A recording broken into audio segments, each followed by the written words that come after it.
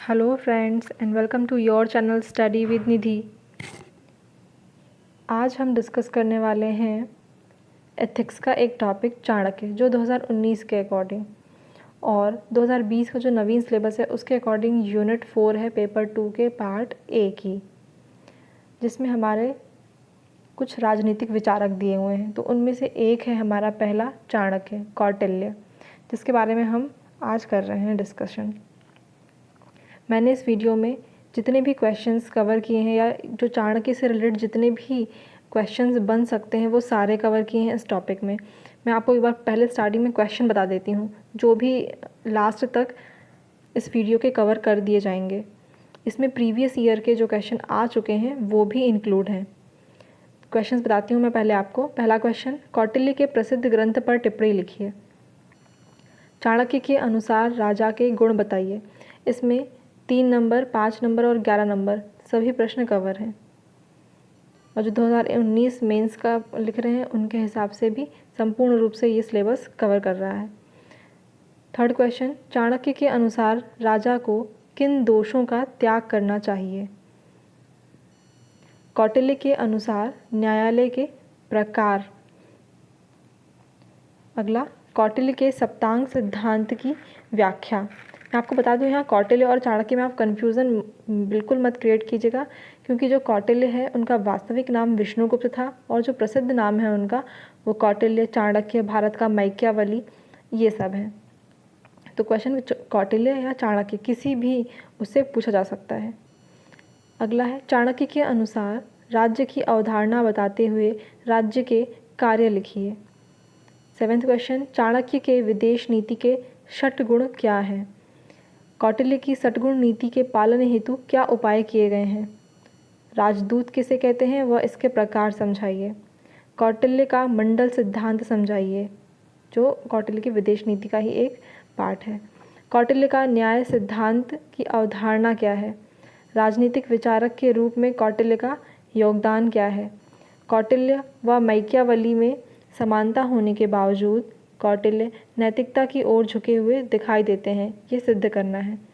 कौटिल्य की राजऋषि की अवधारणा क्या है। चाणक्य द्वारा भ्रष्टाचार के संबंध में दिए गए विचार बताएं। कौटिल्य अपने शासकों में कौन से नैतिक गुण देखना चाहते हैं या देखते हैं।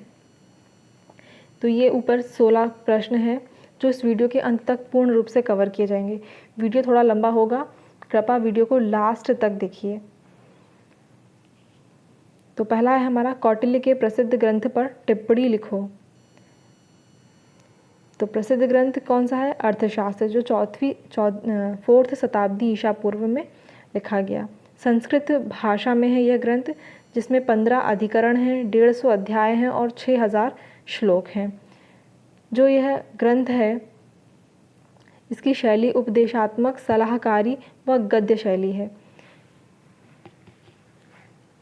इस पुस्तक में राज्य व्यवस्था, कृषि, न्याय एवं राजनीति का वर्णन किया गया है। इस पुस्तक से मौर्य काल की सामाजिक और न्यायिक जानकारी प्राप्त होती है। और मैकियावली जो है उसके द प्रिंस पुस्तक है, उससे इसकी तुलना की गई है इस ग्रंथ की। इसके प्रमुख घटक हैं यथार्थवाद, नैतिकता, निरपेक्ष राज्य शासन, कला। तो ये हमारा कंप्लीट होता है क्या, कौटिल्य के प्रसिद्ध ग्रंथ पर टिप्पणी लिखिए। ये क्वेश्चन और किस तरह से आ सकता है, कौटिल्य के प्रसिद्ध ग्रंथ का नाम बताइए। 2014 में ये आया है, 2017 में आया है। अर्थशास्त्र पुस्तक के लेखक कौन है। तो हमने इसमें ऊपर पूरा कंप्लीट कवर कर लिया है। अगर ये दोनों प्रश्न आते हैं तो आप इसमें से ही आंसर लिख देंगे बिल्कुल। अगला है, और जो ये दोनों क्वेश्चन आए हैं, कौटिल्य के प्रसिद्ध ग्रंथ का नाम और अर्थशास्त्र पुस्तक का लेखक, ये 3 नंबर में आया है। अगला, चाणक्य के अनुसार राजा के गुण कौन से हैं। तो 4 प्रकार के गुण हैं, अभिगामी गुण, प्रज्ञा गुण, उत्साह गुण और आत्मसम्मत गुण। अभिगामी गुण जिसमें उसकी देव बुद्धि, विपत्ति तथा संपत्ति में धैर्य रखना, इस तरह के गुण हैं। प्रज्ञा गुण उसकी बुद्धि से, जिसमें ध्यान से सुनना, याददाश्त उसकी है ना, और तर्क शक्ति। उत्साह गुण में भयभीत नहीं होना, अपना पराक्रम का उच्च प्रदर्शन करना। आत्मसम्मत गुण में क्या होगा कि वो भाषण में निपुण हो अतीत के कोई भी कार्य हो उसको मतलब याद रखे और अपना जो मन है, हृदय है, उसे केंद्रित करे, सैन्य गुण हो, बलशाली हो वो, तो इस तरह से। ऐसे ही है, चाणक्य के अनुसार राजा को किन दोषों का त्याग करना चाहिए? तो काम, क्रोध, लोभ, मोह, है ना, मान, मद, हर्ष का त्याग करना चाहिए। चाणक्य के अनुसार राजा में कौन से गुण होने चाहिए? ये भी है। कौटिल्य के 4 न्यायालय हैं, तो कौन से हैं वो आप लोगों को पता है, जनपद संधि, द्रोणमुख और स्थानीय संग्रहण। अगला है, कौटिल्य के सप्तांग सिद्धांत की व्याख्या करें। 200 शब्दों में अगर ये प्रश्न आएगा तो किस तरह से करेंगे हम? कौटिल्य ने के सप्तांग सिद्धांत। तो कौटिल्य ने राज्य के सप्तांग सिद्धांत में राज्य रूपी शरीर के 7 अनिवार्य अंग पर प्रकाश डाला है, और वो 7 क्या है? राजा, अमात्य, जनपद, दुर्ग, कोश, सेना और मित्र। इनका सीक्वेंस इसी क्रम में होना चाहिए, है ना। सिर को आँख की जगह नहीं और आँख को मुख की जगह नहीं, जो जहाँ है वहीं पर रखना है। तो पहला है हमारा क्या? राजा। राजा की जो तुलना है वो सिर से की गई है। तो राजा का तुलना किससे? शीर्ष भाग में। इसकी योग्यता क्या है? विनय, विवेक, समय अनुकूल व्यवहार करना। कर्तव्य क्या है राजा के? प्रजा हितैषी हो, ये उसका भरण पोषण कर सके, उसका रक्षण कर सके। हमारी शब्द सीमा मात्र 200 शब्द है, इसलिए हमने इसे इतना कंसाइज करके लिखा है। नेक्स्ट है हमारा अमात्य। अमात्य की तुलना राजा की आँख से या राज्य की आँख से, है ना। ये अमात्य कौन होता है? राज्य का अधिकारी होता है ना, जो राजा को सलाह देता है। तो इस योग्यता क्या होनी चाहिए अमात्य की? गुणी हो, चरित्रवान हो, उत्साही हो, बुद्धिमान हो। कर्तव्य राजा को उत्तम सलाह देना। जनपद, इसकी तुलना पैर से की गई है या जंघा से। ये तीसरा प्रमुख अंग है, तीसरा है तो तीसरे ही स्थान पर लिखना है हमें। तात्पर्य, जन युक्त भूमि। गुण, उपजाऊ भूमि को सिंचित करना। जनता स्वामी भक्त, सरल हृदय वाली हो। जनपद में प्राकृतिक संसाधन, रोजगार आदि होने चाहिए, है ना। मतलब जनपद की जो भौगोलिक स्थिति है वो ऐसी होनी चाहिए कि उसकी रक्षा की जा सके, है ना। कर भी इतनी मात्रा में होना चाहिए कि जो प्रजा है वो चुका सके। अगला है दुर्ग। राज्य की भुजाओं से तुलना की गई है। जनपद की सुरक्षा हेतु चारों दिशाओं में सुरक्षित किला का निर्माण करवाना है। मतलब ऐसा किला जो चारों ओर से मतलब संरक्षित हो हर तरीके से। तो इसके लिए 4 प्रकार के दुर्ग कौटिल्य ने बताए हैं। कौन कौन से बताए हैं? औदिक, जो किला चारों ओर पानी से घिरा हो। पर्वत दुर्ग, जो पर्वतों के बीच में हो। धानवन, जो मरुस्थल से घिरा हो। वन दुर्ग, जो वनों के बीच में हो। नेक्स्ट कोश, 5वां हमारा। इसकी तुलना मुख से की गई है। कोश मतलब धन, है ना। तो धन का उपयोग क्या करेंगे हम? जन कल्याण हेतु करेंगे, विभिन्न स्रोत, राज्य को संपन्न और समृद्ध बनाने के लिए। अगला है हमारा दंड या सेना। बात एक ही है, दंड या सेना। तो इसकी तुलना किससे की गई है? मस्तिष्क से, है ना। आवश्यकता क्या है सेना की? हमें राज्य की सुरक्षा के लिए और राज्य के साम्राज्य विस्तार के लिए हमें सेना की आवश्यकता होती है। गुण क्या है? सेना के गुण क्या होना चाहिए? कि वो युद्ध कला में निपुण होनी चाहिए, परिचित हो, साहसी हो, राष्ट्रभक्त हो। अब हम सेना में वरीयता किसको देंगे? जो हमारे सैनिक होंगे कौन कौन हो सकते हैं? तो क्षत्रिय होने चाहिए सबसे पहले। दूसरा, अगर हमें और सैनिकों की आवश्यकता है तो हम शूद्र या वैश्य को सेना में नियुक्त कर सकते हैं, लेकिन हम ब्राह्मणों को सेना में शामिल नहीं करेंगे, क्योंकि ब्राह्मण थोड़े से ही अति प्रसन्न हो जाते हैं। अगला मित्र। मित्र की तुलना किससे की गई है? कान से की गई है मित्र की तुलना। ये राज्य का अंतिम अंग है और विपदा या अशांति के समय में ये सच्चा मित्र होना चाहिए, है ना। कृत्रिम नहीं, जिससे सहायता के समय पर अच्छे संबंध हो और अच्छी भावना विकसित हो, और राज्य की समृद्धि के लिए बहुत ही आवश्यक है एक अच्छा मित्र। तो इस तरह से जो कौटिल्य का या चाणक्य का जो सप्तांग सिद्धांत था वो कंप्लीट हुआ। 200 शब्द में आएगा तो हम इस तरह से उसको ये पूरा लिखेंगे। क्या क्या लिखा हमने इसमें? राजा, अमात्य, जनपद, दुर्ग, कोश और मित्र। आगे नेक्स्ट क्वेश्चन है हमारा, चाणक्य के अनुसार राज्य की अवधारणा बताते हुए राज्य के कार्य लिखिए। तो राज्य की अवधारणा, राज्य के ये कार्य हो गए। नेक्स्ट है, चाणक्य की विदेश नीति के षटगुण क्या हैं? 6 सूत्रीय षटगुण है उसके। क्या क्या है? संधि, विग्रह, यान, संश्रय और दैदीभाव आशंक। संधि क्या? शत्रुओं से शर्तों के आधार पर हम जो मेलजोल करते हैं वो हमारी क्या होती है? संधि होती है। विग्रह क्या होता है? विग्रह मतलब ही तोड़ना। तो अगर हम राज्य का हित जिसमें हो तो हमें ऐसी संधि तोड़ देनी चाहिए। यान, चढ़ाई करना। संश्रय, आत्मसमर्पण करना। द्वैधी भाव मतलब दो भाव, जहाँ संधि भी हो और विग्रह, तो दोनों से काम लेना चाहिए अगर हमें आवश्यकता पड़े तो। आसन, उपेक्षा या तटस्थ नीति। कौटिल्य के षड्गुण नीति के पालन करने हेतु कौन से उपाय किए जाने चाहिए? तो साम, दाम, दंड, भेद, ये 4 उपाय करने चाहिए हमें। इन्हीं को हम क्या बोलते हैं? चातुर्गुण्य भी बोलते हैं। फिर राजदूत किसे कहते हैं और इसके प्रकार चाणक्य के अनुसार? तो राजदूत कौन होता है? जो नीतियों और नियमों को मतलब दूसरे राष्ट्र तक पहुंचाने का कार्य करता हो।